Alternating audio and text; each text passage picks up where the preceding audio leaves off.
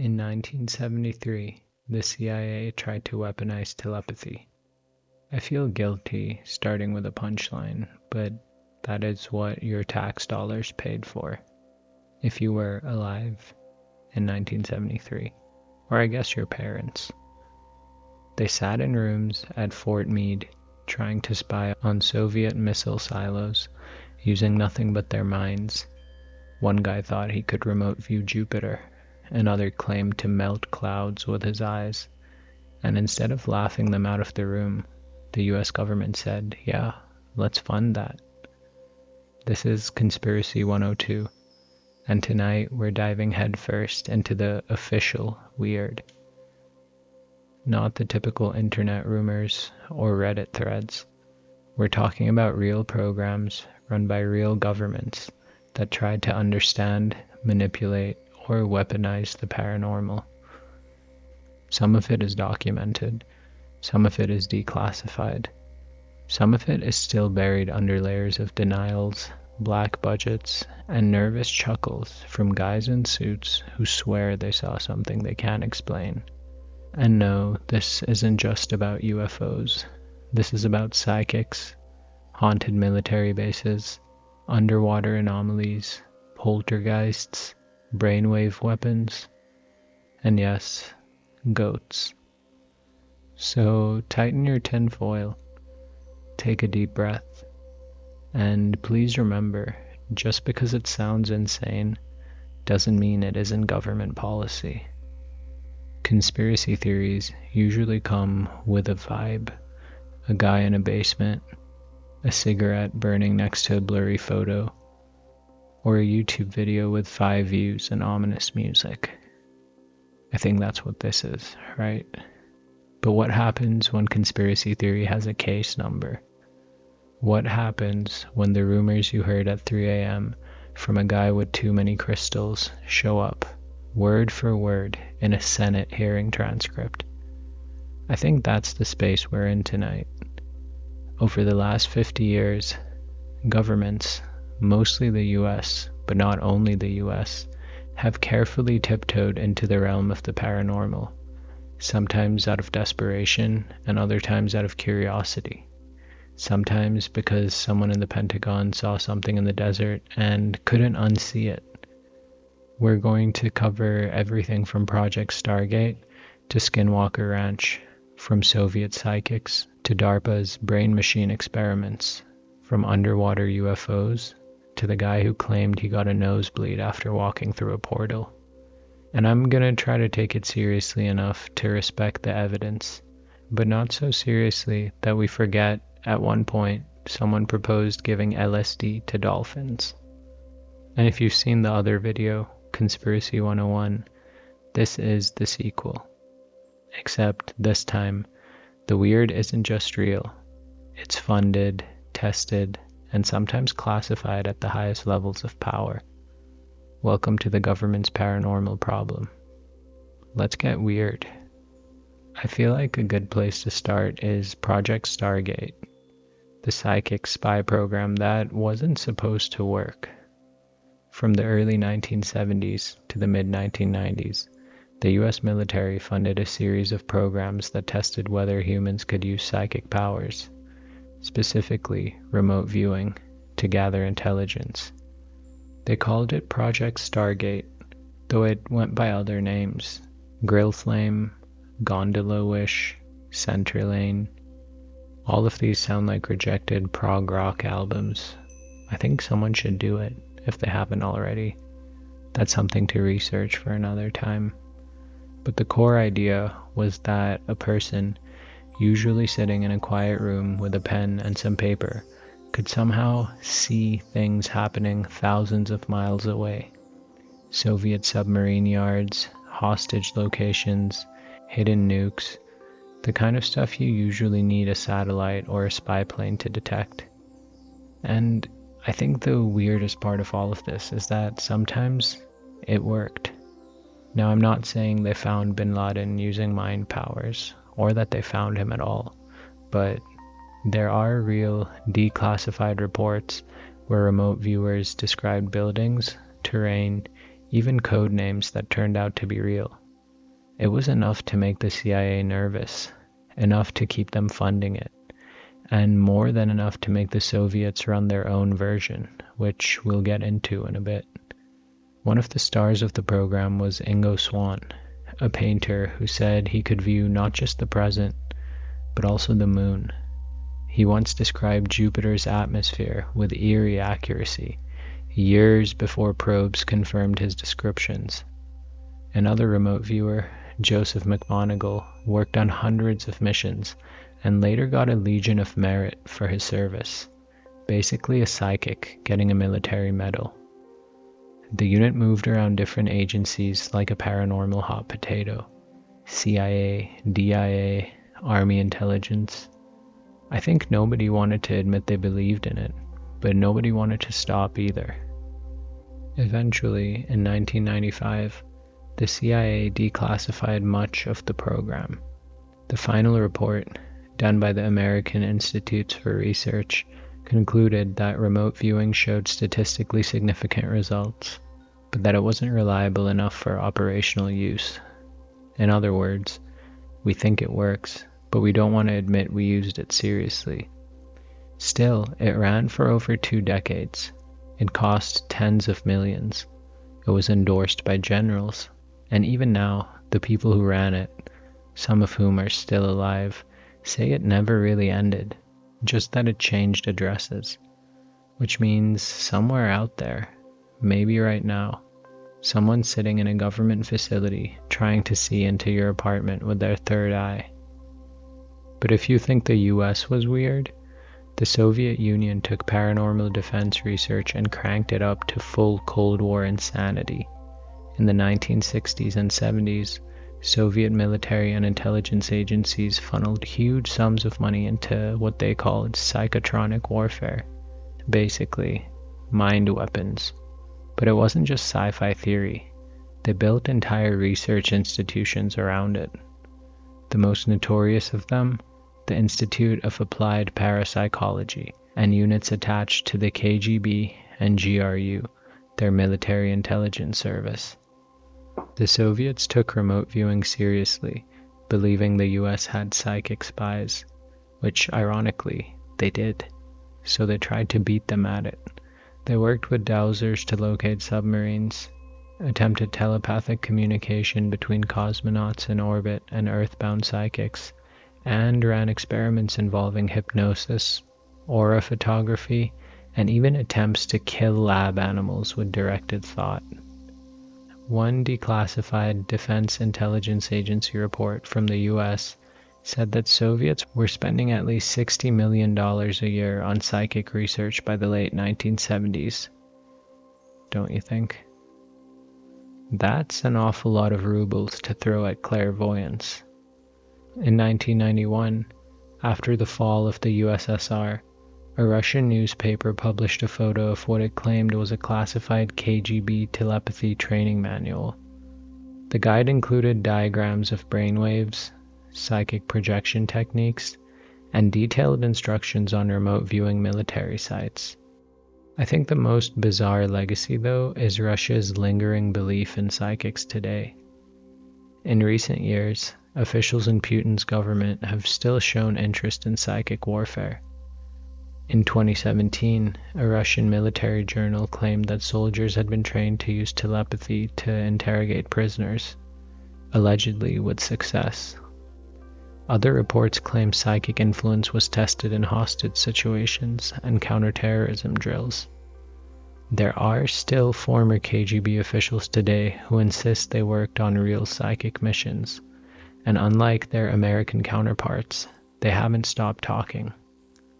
So while the Cold War ended in 1991, the Weird War may have never stopped.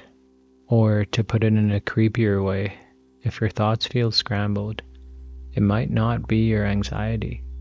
It might be someone's disembodied consciousness doing recon. Do you think in symbols? Do you ever wonder why so many governments looked for spies in the mirror? Why generals turned to remote viewing instead of reconnaissance satellites? Or why both Cold War rivals poured money into mind maps instead of just maps? Maybe intelligence doesn't always need to be gathered.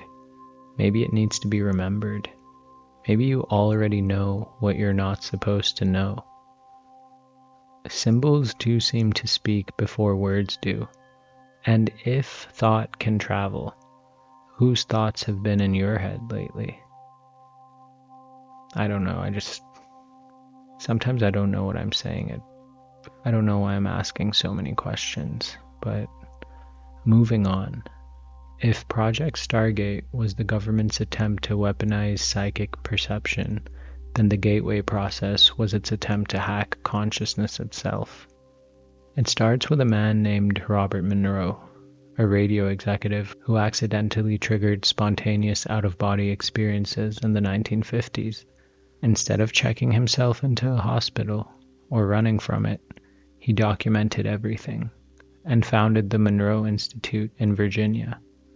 The institute developed a technique called hemisync, short for hemispheric synchronization, using binaural audio tones to allegedly align the brain's hemispheres and produce altered states.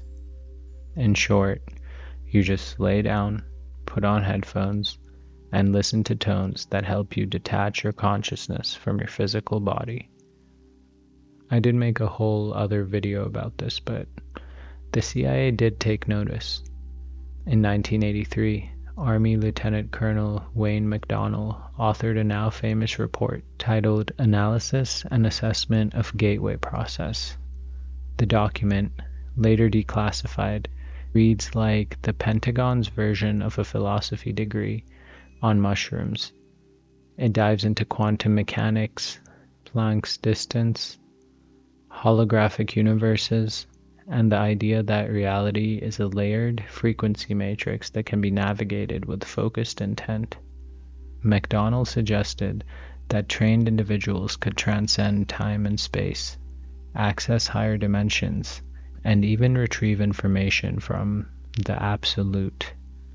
No, I'm not just saying this. The report includes charts explaining how to bend space-time with your mind. And this wasn't fringe. It was produced at the U.S. Army Operational Grade. The document was labeled for official use only for decades. Once it was released in 2003 and rediscovered by the internet in 2020, it became a cult phenomenon. Suddenly, TikTok was full of people trying to leave their bodies, access the astral plane, and crack the holographic universe open with YouTube meditations. But buried in the document, right on page 25, was a line that became a meme. You are not ready for this. That page was missing in the early versions of the declassified file. Whether it was a joke, redaction, or some kind of cosmic warning, who knows?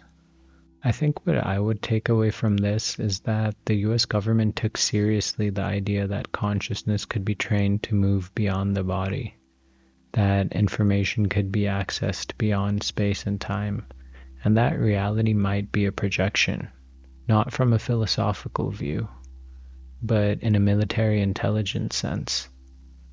So the next time you meditate, and your vision tunnels, and the room hums, don't panic. You might just be entering a defense-funded astral highway.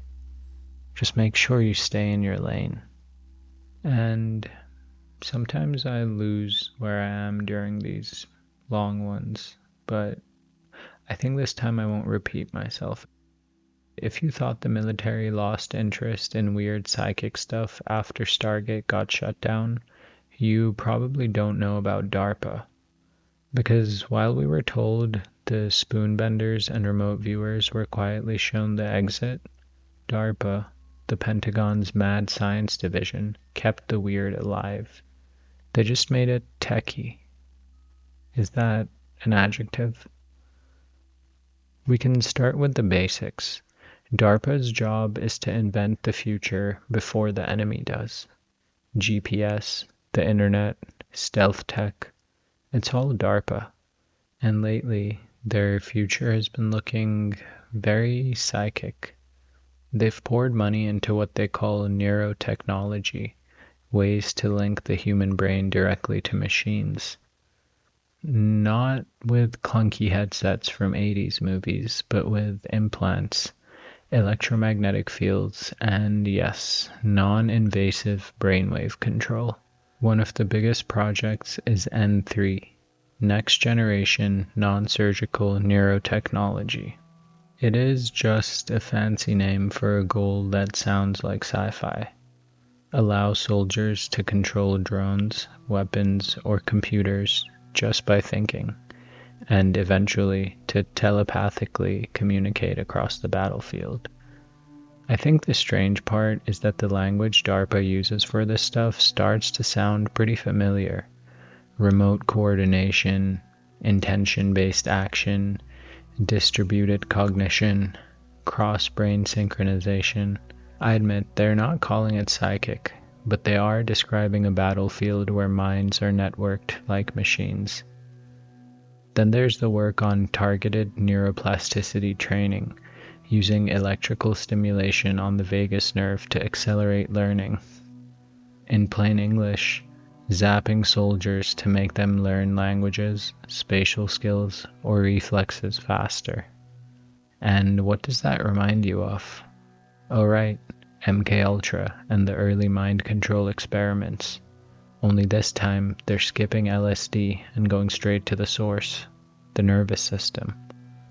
Meanwhile, a slew of private contractors, many with deep Pentagon ties, have been exploring cognitive enhancement, emotional regulation via brainwave entrainment, and even memory manipulation. And it's not like this is the stuff from conspiracy sites or 4chan. These are funded white papers, public proposals, and conference keynotes. And if you think it's just the US, think again.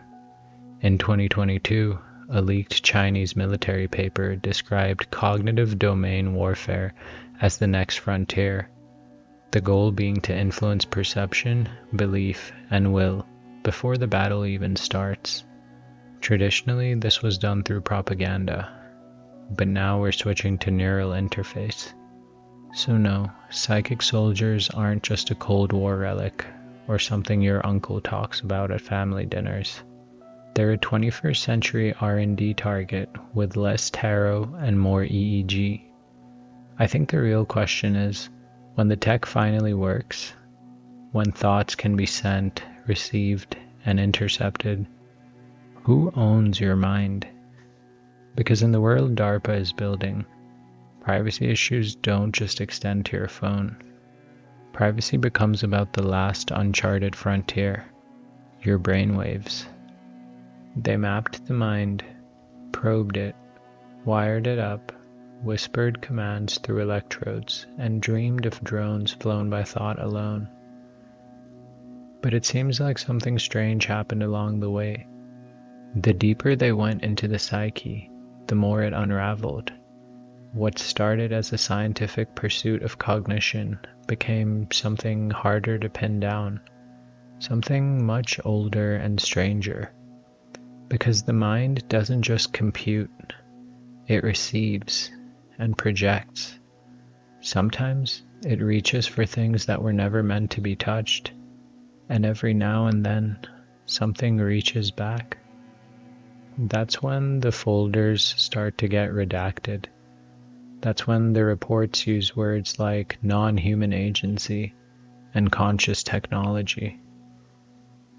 And that's when the weird stops being psychological and starts being environmental.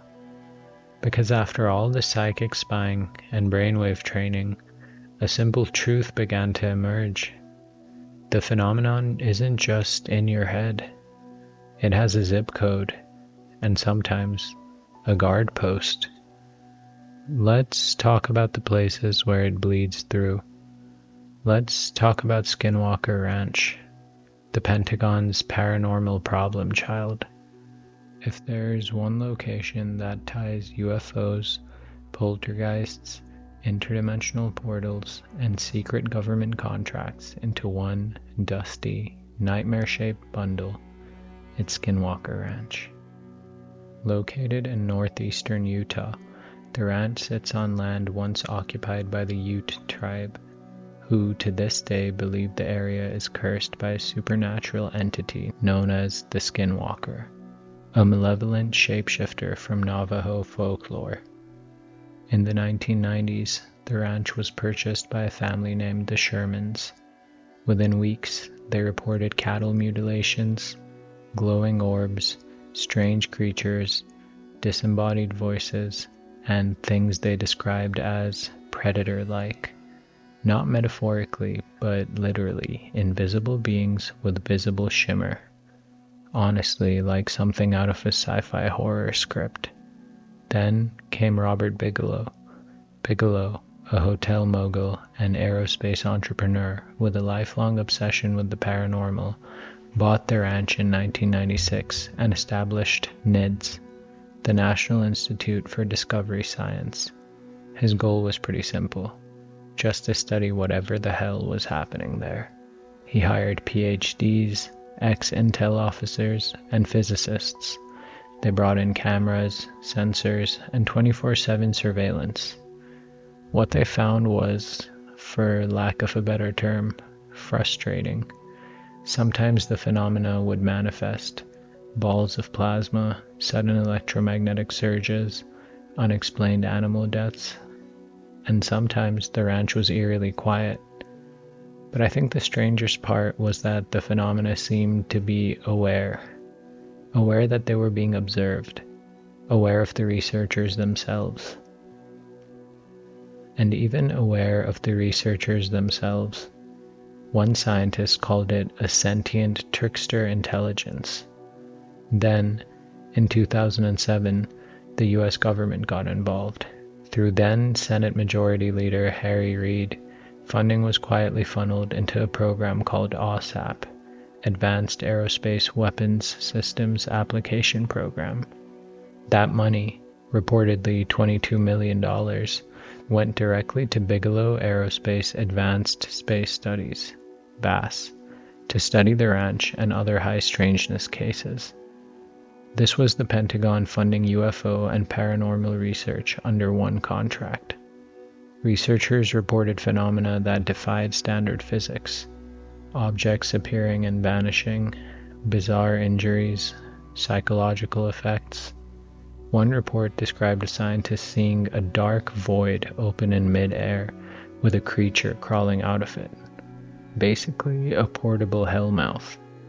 Another described a hitchhiker effect, where personnel experienced paranormal activity after they left the ranch. Shadow figures, poltergeists, electronics malfunctioning, even family members being affected. In 2016, the ranch was sold to a mysterious new owner, later revealed to be Brandon Fugel, a Utah real estate mogul. He rebranded it under the banner of The Secret of Skinwalker Ranch, now a History Channel series that walks the line between investigation and what I would call infotainment. And while the show leans theatrical, there's one thing it gets right. The Department of Defense really did fund the study of this place. The files are real. The researchers are real. The sightings are real, even if nobody knows what they mean. Skinwalker Ranch remains a hotspot of military-funded mystery, and it's not just because of what they see there, it's because of what follows people home. So if you do ever get the chance to visit, don't just sage your suitcase, sage your soul. Whatever lives on that land doesn't like you to stay there. And I do have an episode dedicated entirely to UFOs, but have you heard of USOs? Unidentified submerged object, craft that don't just fly through the air, but plunge into oceans, accelerate underwater without drag, and vanish without a trace. And I know it does sound like science fiction, but to help you with that, let's start with the US Navy, because they've been dealing with these things for decades. Let's take the USS Princeton incident in 2004, the same event that produced the infamous Tic Tac UFO encounter. While Commander David Fravor and his crew chased a white oval object through the sky, radar operators on the Princeton were also tracking unidentified objects dropping from 80,000 feet to sea level in under a second, then disappearing below the surface. Another verified Navy pilot described seeing an object the size of an aircraft carrier just beneath the waves, without making any wake. The water was calm, but the thing was there, and then gone. This wasn't an isolated case either. In 2019, leaked Navy briefings detailed encounters with multiple trans-medium craft, objects that can travel seamlessly between air and sea. Some of these were tracked visually, others were caught on sonar. In one case, an object was followed from the air until it entered the ocean without slowing down. That report went to the Unidentified Aerial Phenomena Task Force, now absorbed into AARO, the All-Domain Anomaly Resolution Office. I don't think all-domain is just bureaucratic branding. It means air, space, and sea. In 2022, Dr. Sean Kirkpatrick, who I personally don't think very highly of, the head of AARO at the time, told Congress that unresolved transmedium objects remain a top area of inquiry. He didn't elaborate, but if you read between the lines, the US military has no idea what these things are, how they move, or who made them. And if they do, they're not telling us. And the US isn't alone. Russian Navy veterans have gone on record about similar sightings. Cigar-shaped craft darting through the depths, tracked on sonar doing speeds no submarine can match. There are even declassified Freedom of Information Act, FOIA, documents describing underwater detections of high-speed objects near sensitive installations, from the Arctic to the Caribbean. In 2021, Luis Elizondo, the former Pentagon insider who helped leak the original Tic Tac videos, said USOs are just as real and just as serious as their airborne counterparts.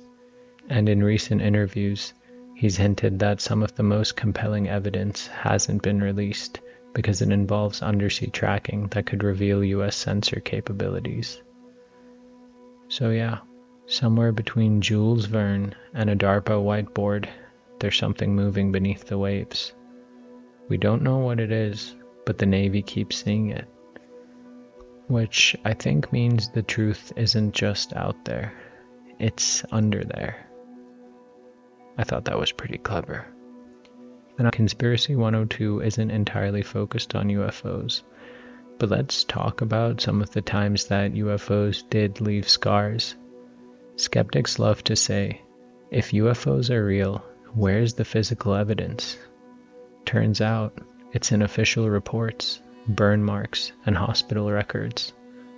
Let's start with one of the most famous, the Cash Landrum incident, 1980, in Texas. Betty Cash, Vicki Landrum, and Vicki's grandson were driving at night when they saw a diamond-shaped craft hovering above the road, spewing flame and heat.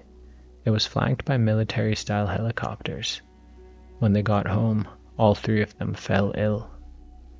Betty ended up in the hospital with symptoms resembling radiation poisoning, nausea, skin burns, hair loss. Her medical files were extensive.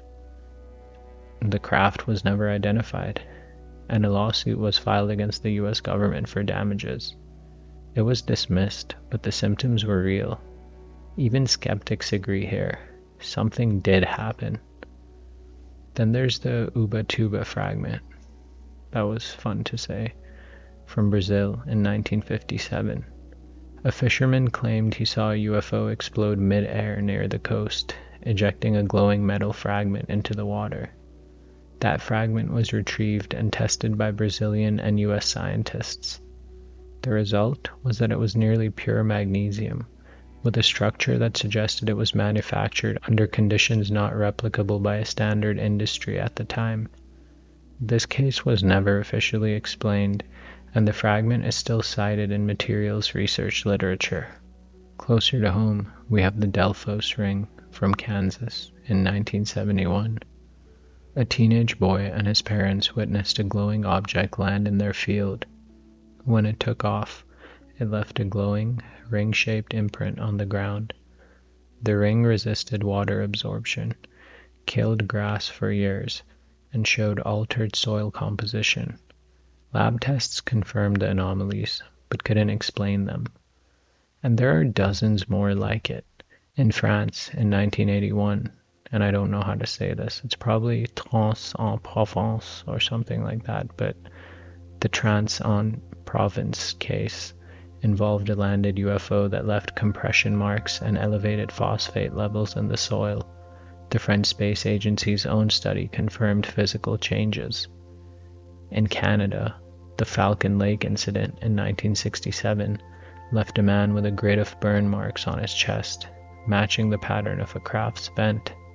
The Royal Canadian Mounted Police investigated and documented the injuries. In Australia, in 1994, a crop circle appeared hours after a witness reported a glowing disc hovering over a field. The stalks weren't broken, they were bent at the nodes, consistent with microwave exposure. Local authorities investigated, but there was no conclusion reached. In each case, the story didn't end with a blurry photo.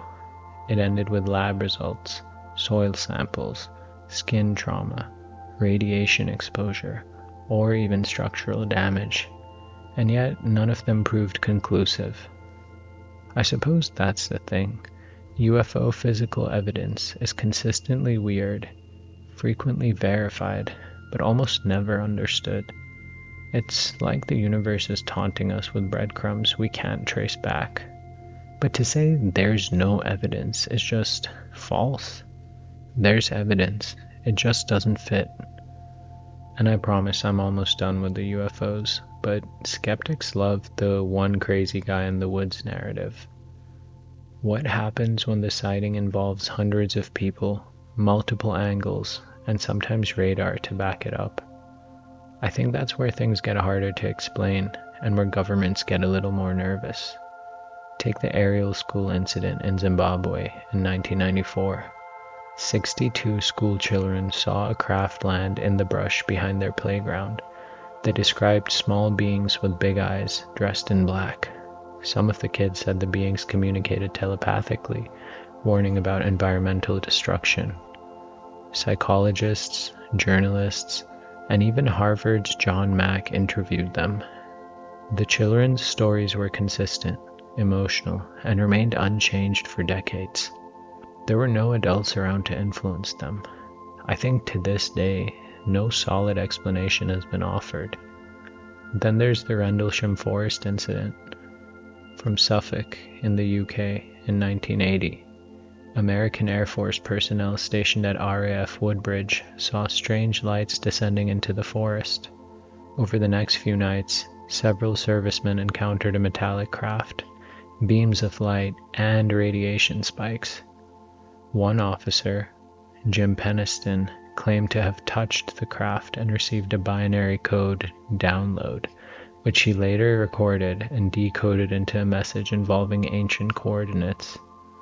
The British Ministry of Defense and the US Air Force both documented the case, and the audio recording from the night of the event is still public. Now let's talk Westall, Australia in 1966. Over 200 students and teachers at Westall High School in Melbourne witnessed a disc-shaped object hover, land, and then take off, pursued by military-style aircraft. The government showed up almost immediately. Witnesses say they were told to stay quiet. Some say soil samples were taken. And to this day, official records of the event are missing. Closer to home, the Phoenix Lights from Arizona in 1997. Thousands of Arizona residents, including the governor and celebrities like Kurt Russell, saw a massive triangular formation of lights drift silently across the sky. The military claimed it was flares, but the shape moved as a single unit, covered the span of multiple football fields, and hovered without sound. The governor at the time, Fife Symington, held a mock press conference making fun of the event. Years later, he admitted he saw it too and was pressured to downplay it. I don't think these are just average sightings. To me, they're mass events with multiple credible witnesses, sometimes across cities or even continents. And I think when that happens, denial gets tricky. The media shrugs, governments mumble, and the public is left with the same question. If hundreds of people saw it and no one can explain it, then what in the world was it? Okay, I think I'll calm down now. I think I'm done talking about UFOs. Maybe. It seems to me like there's a pattern that government doesn't like to talk about, regardless of where they are. Whenever they dig into one kind of anomaly, like UFOs, they keep bumping into everything else.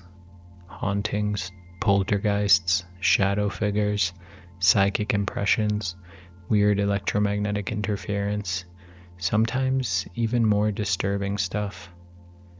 And of course, you can call it fringe speculation, but it's been documented by the people sent in to investigate. Take Skinwalker Ranch, already a freak show of aerial phenomena, but the reports didn't stop at orbs and crafts. Investigators under OSAP, I hate explaining acronyms, but the Advanced Aerospace Weapon Systems Application Program, encountered invisible entities, disembodied voices, and classic haunting activity that followed them home. That's what they called the hitchhiker effect, which I did mention earlier, but it's a term coined by government scientists to describe phenomena that migrated from the ranch to researchers' homes. Wives would hear growling in the night, children saw shadowy figures, electronics malfunctioned, and pets went berserk. And this wasn't one guy, it was multiple federal contractors and their families. At least 3 cases made it into program briefings. I think it gets stranger when we realize that the same thing was happening at other locations. During the Cold War, the Soviets noticed that their own psychic researchers reported spontaneous hauntings, mental breakdowns, or poltergeist-like effects when deep into psi testing. In Brazil, military UFO investigations sometimes included notes about possession states, animal mutilations, or apparent telepathic messaging, with no clue how to file those in the report. One hypothesis that I find interesting, that's floated internally by US contractors, is that UFOs aren't just technology. They might act as delivery systems for consciousness phenomena. In other words, they might not just fly. They might trigger weirdness on arrival. Retired intelligence officer James Lukatsky even proposed that studying UFOs in isolation was like trying to understand radiation by studying only the light bulbs. So now, in the back corridors of the Pentagon and its contractors, there's an unspoken understanding. If you go looking for UFOs, expect ghosts. If you poke the phenomenon, it pokes back. No one knows why, but it keeps happening. I don't really know if that makes sense, but this is Conspiracy 102. I don't think much of it makes sense. It seems like the deeper they looked at the skies, the more haunted their basements became. UFOs led to voices, voices led to shadows, shadows came home with the researchers. So maybe it's not really about what they saw. Maybe it's about what saw them. In the old myths, the hero crosses a threshold, but the threshold also crosses back. And when the watchers become the watched, what kind of ritual are we actually inside? I do tend to lose track of where I am when I record longer podcasts, but not all those who wander are lost. I had to pull out my nerd card. I think exploration and uncertainty do lead to self-discovery and purpose. So here's to wandering. And okay, I promise I will stop at some point. But we've all heard tales of Bigfoot, Mothman, and the Jersey Devil. But what happens when the witnesses aren't campers or conspiracy YouTubers like me, but trained military personnel? It turns out the woods whisper back, and sometimes they're whispering to soldiers. Let's take the example of Fort Lewis in Washington in the 1970s. Soldiers on night patrols repeatedly reported seeing a large, bipedal creature moving through the woods around the base perimeter. Tall, hairy, fast. No evidence was officially collected, but the sightings were so common that some platoons nicknamed it the Post Beast. Then there's Vietnam during the war. U.S. troops stationed near the Dong Nai River reported encounters with bat-like humanoid creatures, dark winged figures with glowing eyes. They were nicknamed rock apes by some, but I don't think these were monkeys. They walked on two legs, reportedly flung rocks, and vanished before they could be tracked. In the demilitarized zone in Korea, soldiers from both North and South Korea have independently reported strange humanoid figures moving through minefields without triggering explosives. These figures left no footprints and would vanish when spotlights were turned on them. And let's not forget the infamous Giant of Kandahar story. Allegedly, in the early 2000s, a U.S. Special Forces team in Afghanistan was sent into a remote cave system after a patrol went dark. What they found, according to the tale, was a 12-foot-tall, red-haired humanoid with a spear. The creature reportedly killed one soldier before being brought down with heavy firepower. Now, this story has been ridiculed, and there's no formal record of it. But I think the strange part is that multiple military contractors and ex-servicemen have told similar versions. Are they LARPing? Maybe. Or maybe something's out there that just doesn't care about being in the briefing slides. And again, it's not just the US. Russian border guards in Siberia have reported bipedal creatures matching the classic Almasty, their version of the Yeti. In some cases, footprints were recorded. In others, soldiers reported disorientation, nausea, and equipment failure around the sightings. And back in the US, there are Dulce Base rumors, long dismissed as pure conspiracy lore. These include strange military documents referencing biological containment in underground levels. And none of that is verified, but whistleblowers like Phil Schneider claim to have been involved in conflicts with non-human entities beneath military installations. Did he have the scars to prove it? He said yes. Is he still alive? He isn't. Maybe we can talk more about Phil Schneider later. For now, let's just look at him as another data point. The military doesn't like talking about cryptids, but leaked documents show that they've investigated animal mutilations, missing patrols, and unexplained biological threats with far more interest than they admit publicly. If UFOs are in the skies, maybe monsters are on the ground. If that sounds like campfire fiction, just remember, so did MK Ultra, so did Project Stargate. Sometimes the real X-Files aren't in space, they're just deep in the woods, and classified. And you do expect the government to track threats, missiles, hackers, maybe the occasional spy balloon. But I don't think you expect them to take notes on flying knives and invisible footsteps. But in a handful of bizarre and well-documented cases, that's exactly what happened. Let's start with Puerto Rico in 1987.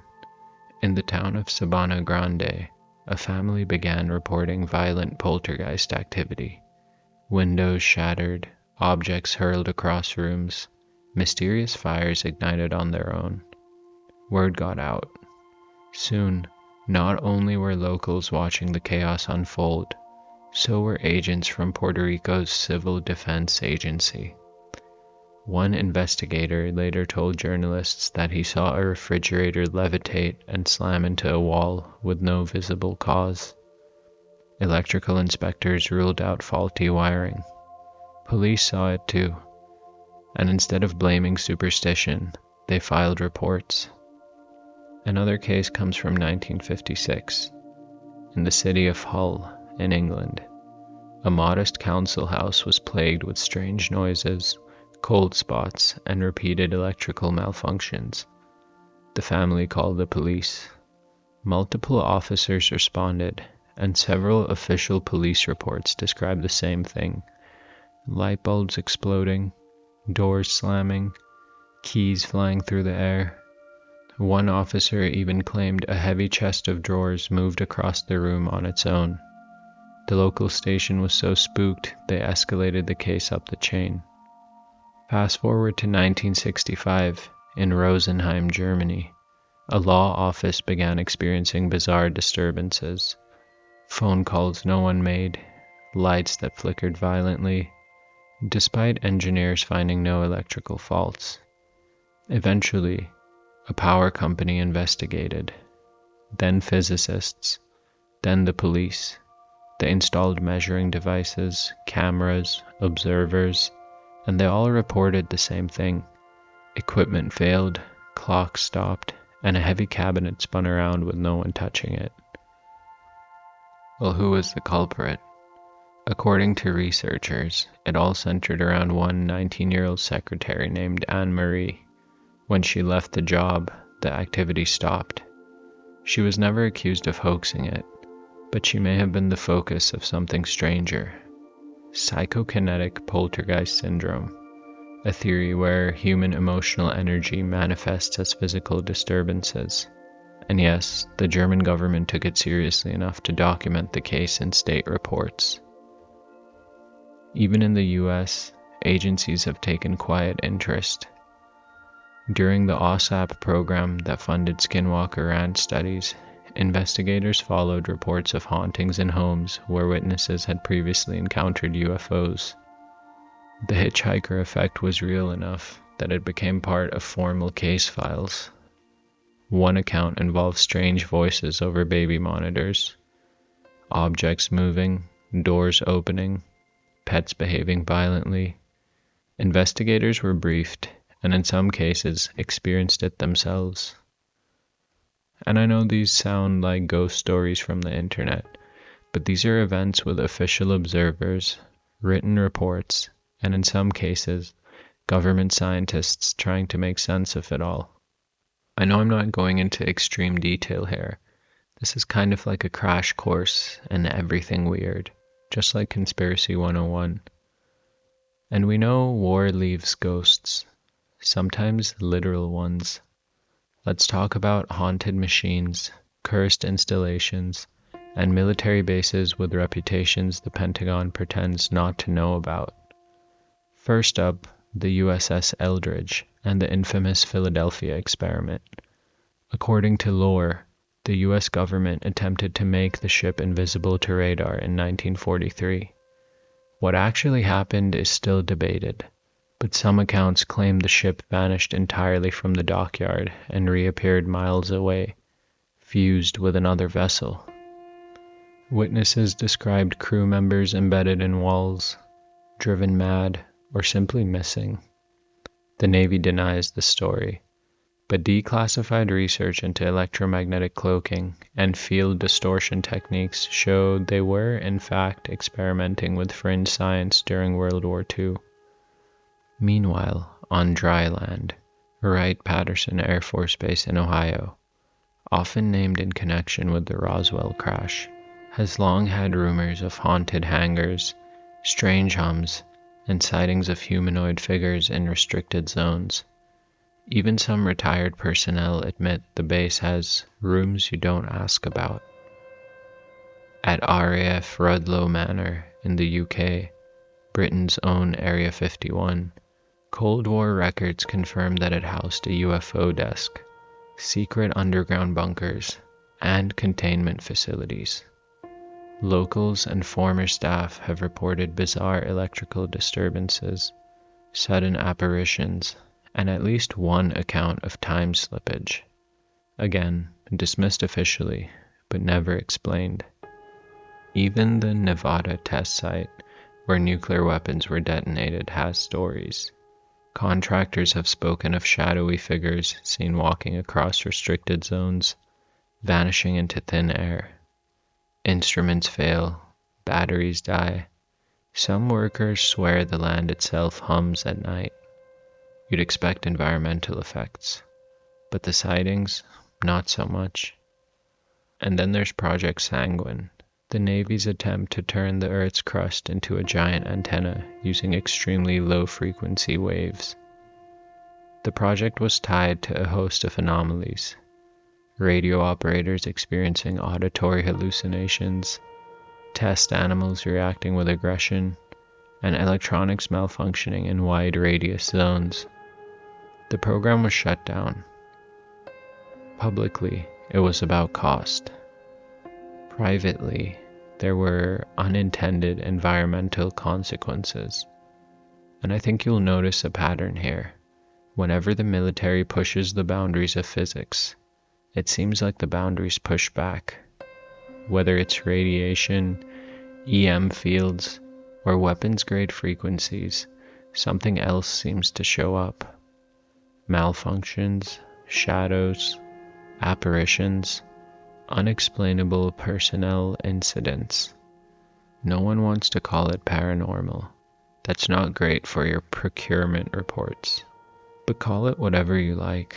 Soldiers and engineers keep running into the weird when they build on broken ground. And sometimes the machines themselves become haunted.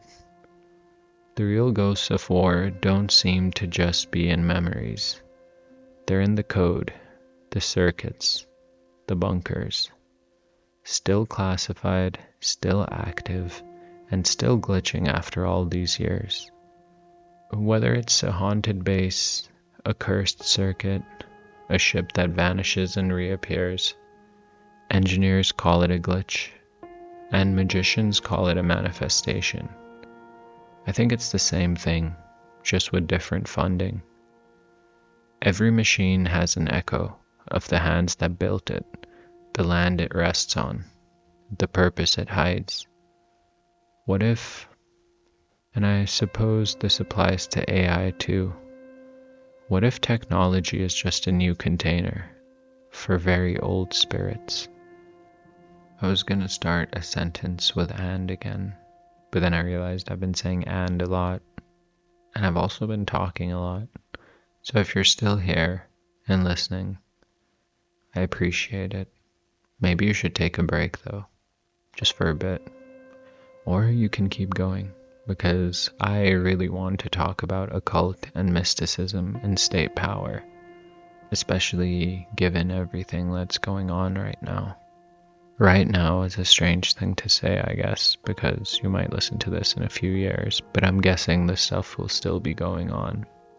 It does seem like the majority of governments try to separate religion from governance, and that they don't pray. But sometimes they consult the stars. And that's what I want to talk about here, the intersection of state power and the occult.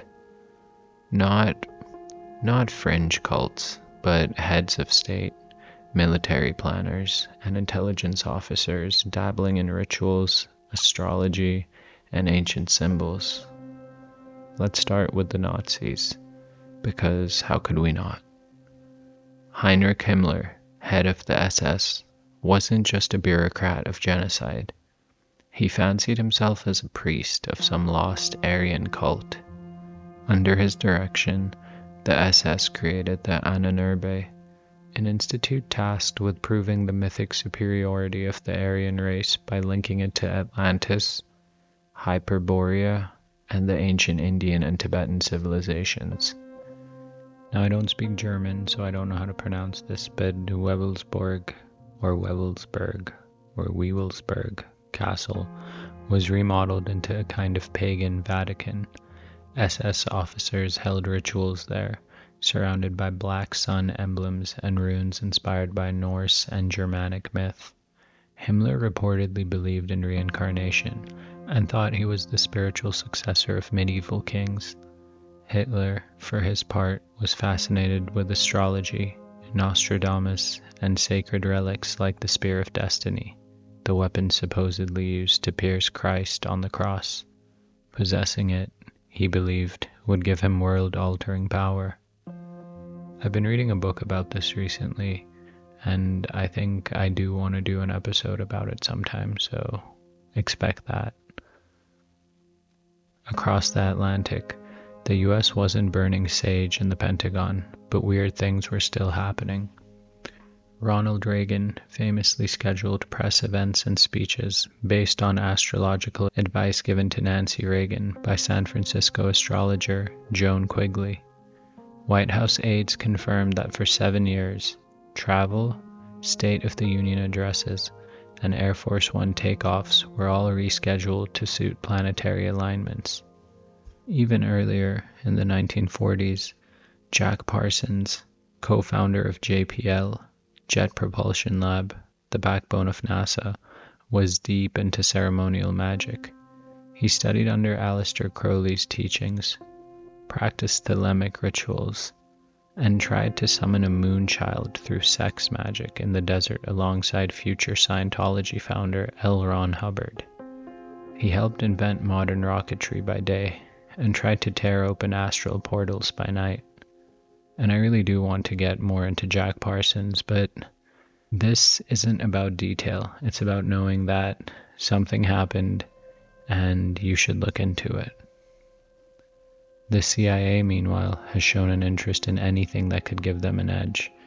Declassified documents from the 1960s and 70s show intelligence interest in astrological analysis of foreign leaders.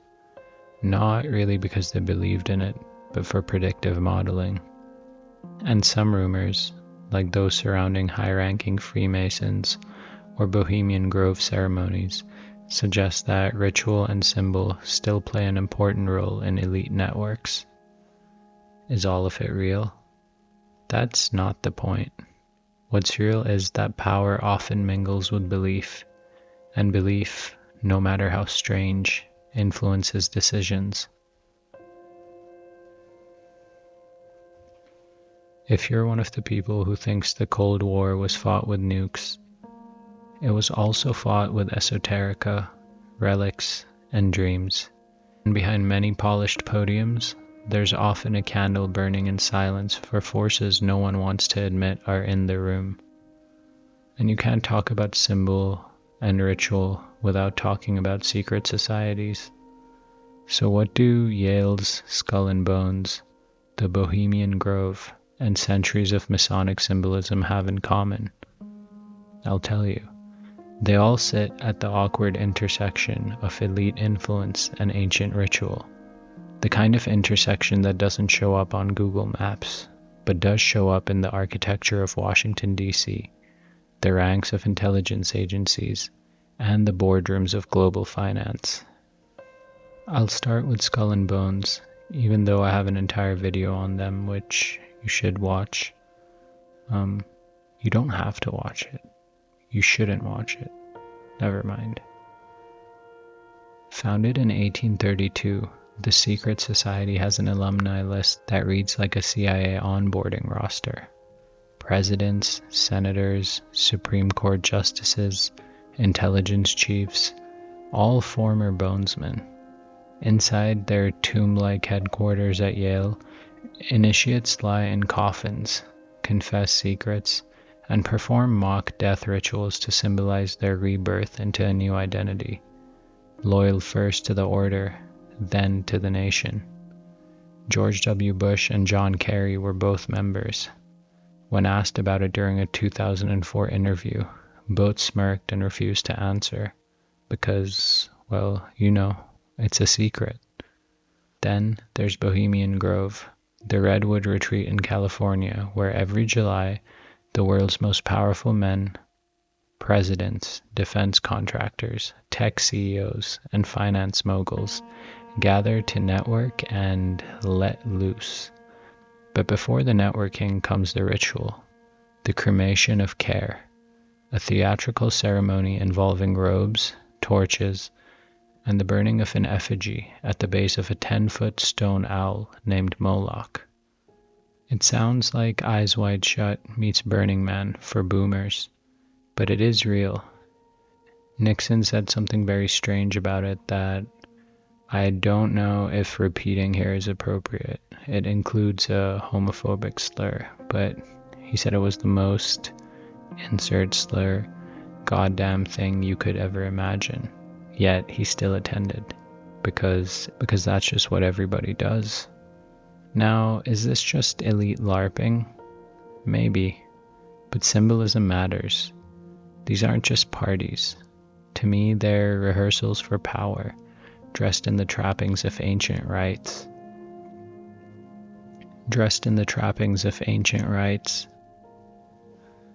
In the UK, the government and intelligence circles have long been intertwined with Freemasonry, enough that Parliament has debated laws requiring members to disclose their lodge affiliations. Scotland Yard, MI5, the judiciary, all have had moments where Masonic influence raised eyebrows and questions about loyalty. Even the layout of Washington, D.C. has drawn scrutiny. Designed by Pierre L'Enfant, I think that's how you say it, the city's grid contains Masonic geometry, with the Capitol, Washington Monument, and White House forming symbolic axes tied to ancient temples, solstices, and compass angles. Sure, it could be a coincidence, and the dollar bill's pyramid eye is just fun graphic design. There does seem to be a through line. Symbols matter to people in power, not just because they believe in magic, but because ritual binds trust. It separates insiders from outsiders and reinforces secrecy. Whether it's a skull, an owl, or a pyramid, these icons are shorthand for something else. You're either in the circle or you're not. And if you're not, well, good luck getting invited to the cremation. Secret societies are no longer just the domain of conspiracy forums and weird movies. They're embedded in the machinery of the modern state. Because sometimes the real magic trick isn't pulling a rabbit out of a hat. It's running the world while everyone laughs at the idea you could be trying. We've already kind of explored this, but sometimes war rooms smell like incense. You'd think nuclear arsenals, oil trade routes, and international policy would be driven by cold logic. And mostly they are. But that sometimes there's a little astrology chart folded under the briefing folder. I said fold twice. Feels weird. I already mentioned that Nancy Reagan famously relied on astrologer Joan Quigley to guide Ronald Reagan's schedule. But we're not just talking horoscopes for fun. We're talking the President of the United States scheduling speeches, surgeries, and Air Force One takeoffs to avoid Mercury retrograde. Reagan's Chief of Staff, Donald Reagan, later confirmed that virtually every major move and decision was cleared with Quigley. And this was in the 1980s, but the Reagans weren't alone. General William Donovan, head of the OSS, the predecessor to the CIA, is said to have quietly consulted astrologers and mediums during World War II.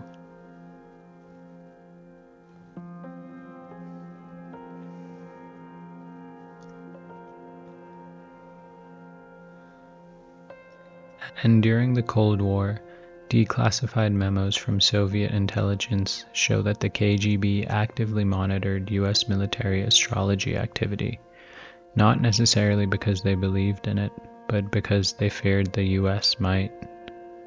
It's a pretty common pattern. Dismiss it publicly, but track it privately. I know I'm not following any kind of sensible order with the way I'm talking about things, but let's go older, way older. In ancient China, royal court astrologers held power equal to generals. Eclipses could halt military campaigns. Comets meant a change in dynasty. Entire wars were launched based on readings of planetary alignments. One wrong omen, and a head might roll. In Nazi Germany, occult-obsessed officials like Himmler and Karl Haushofer used astrology to determine dates for invasions, speeches, and the SS rituals I mentioned earlier. Hitler's personal astrologer, Ernst Kraft, was imprisoned by the Gestapo, then released when his predictions proved useful. In India, politicians to this day consult Jyotishis, Vedic astrologers, before filing candidacies or taking oath. In Turkey, military officials have historically referenced Islamic numerology to validate strategic decisions. And maybe the most bizarre, in 2001, Prince Charles, now king, revealed that before launching an important environmental campaign, he had consulted his favorite dowser, someone who locates energy lines and water with a stick. British tabloids mocked it, but the event stayed on the schedule. And why does this keep happening? I think because belief doesn't disappear at the gates of power. From pendulums to planetary houses, leaders often turn to tools of divination, not because they work, but because they provide a sense of control in chaotic times. And when enough powerful people believe, it doesn't really matter if it's true. It becomes part of the decision-making fabric. Whether the stars are lying or not, someone's still reading them before the launch code goes live. Because when logic fails, sometimes, more than often, they reach for magic.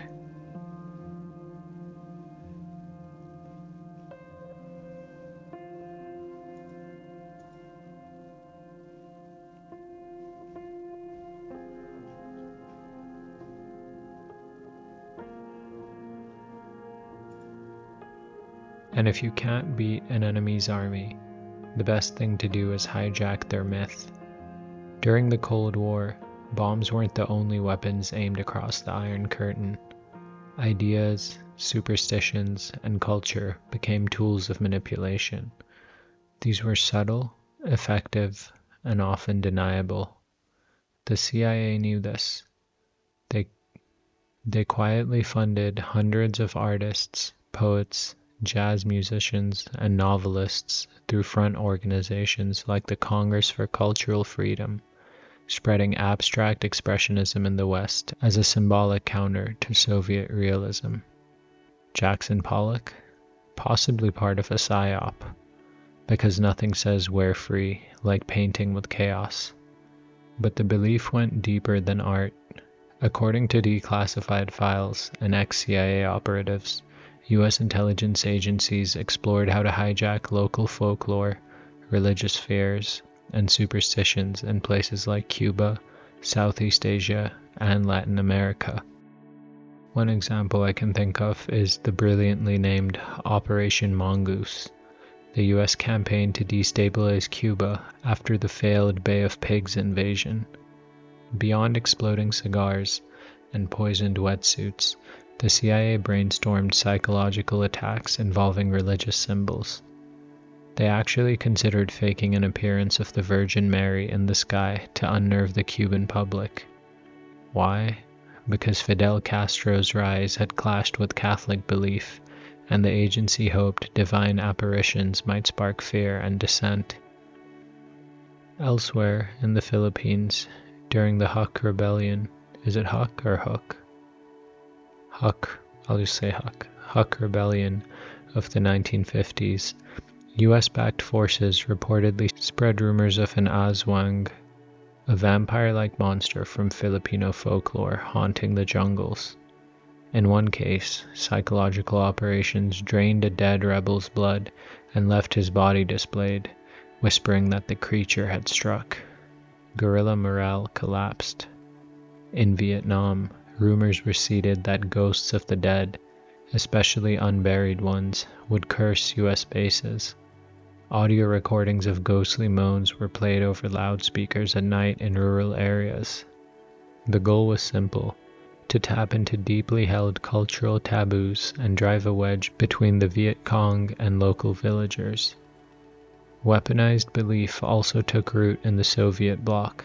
KGB documents suggest that disinformation campaigns used occult themes and fear-based rumors to spook Western audiences, seeding fake reports of satanic cults or paranormal experiments in NATO countries, hoping to create internal panic.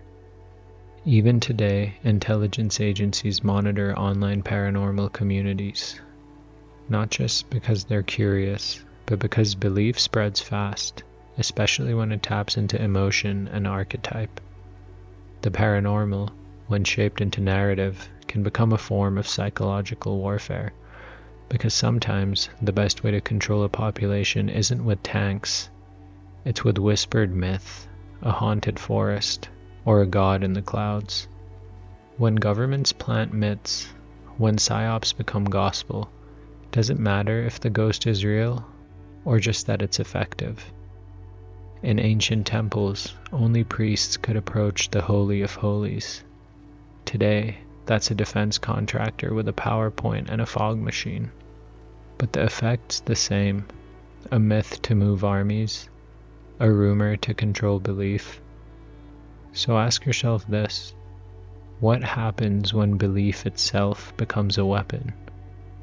And I think human history has shown us that belief can be spontaneous, but it can also be engineered.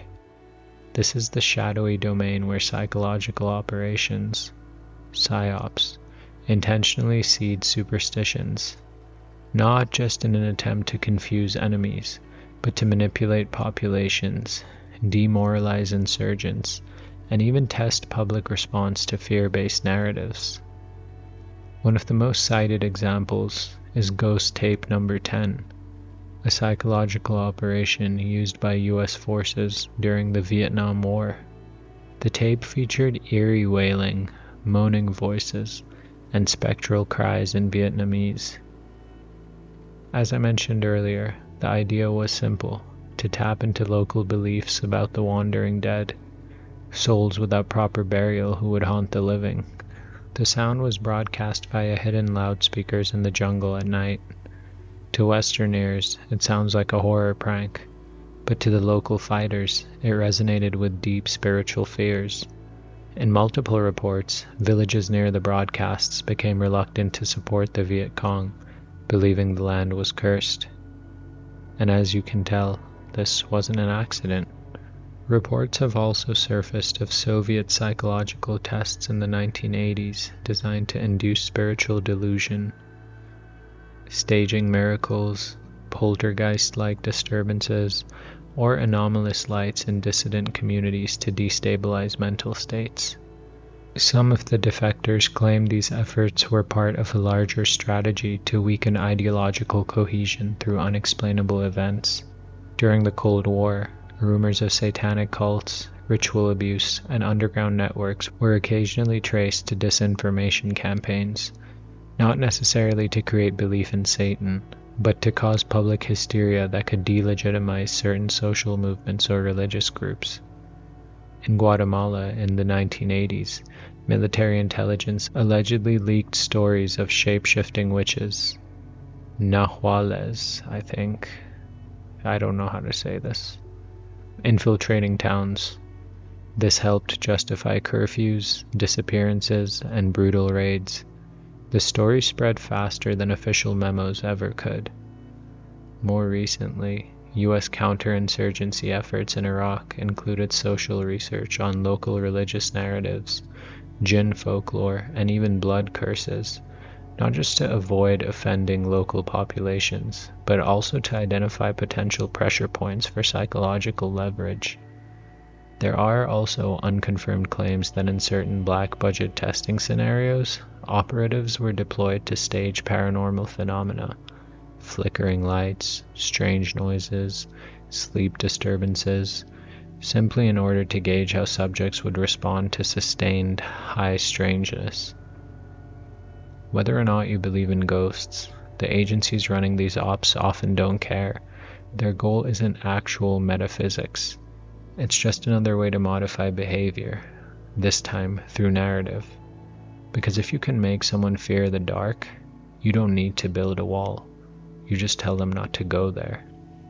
So I think when someone says the government doesn't believe in ghosts, maybe they're right, but they've definitely seen a few. The line between fringe and fact is thin, and I think we've walked it tonight. From disembodied voices to men who stare at goats, from Project Blue Book, which I didn't mention today, but I should have. There's a whole video about it. From UFOs to Project Stargate, from Hess's horoscope to the Skinwalker hitchhiker, I feel like it's been a pleasant but weird ride through official Twilight Zones. And as always, even though I don't say it, keep your curiosity alive, but your skepticism grounded. Yes, the truth is out there, but it's often tangled up in a web of human hopes, fears, and deceptions. I think unraveling that web is half the challenge. And next time, I think I'm going to flip the calendar even further back, into the ancient world, where temples, tombs, and tablets hold secrets that sound like mythology, until archaeology and declassified files say otherwise. Ancient conspiracies that were mocked, buried, and later proven. Until then, stay mystified, but don't be an idiot about it.